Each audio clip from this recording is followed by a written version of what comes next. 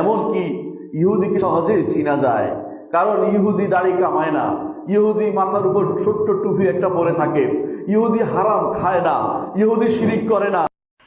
ইহুদিদের মধ্যে এখন শিরিক করে না, বড় আশ্চর্যজনক জিনিস। অর্থাৎ তারা ইহুদিদের মধ্যে আপনি সেখানে এখন কোনো মূর্তি পূজা দেখবেন না ওদের দেশে। বর্তমান ইহুদিরা মূর্তি পূজা করে না, শিরিক করে না, তারা এখন শিরক মুক্ত হয়ে গেছে। কিন্তু যেটা পারে নাই সেটা হলো আল্লাহর সাথে সম্পর্ক করতে পারে নাই। কত বড় বদমাইশ মৌলবী!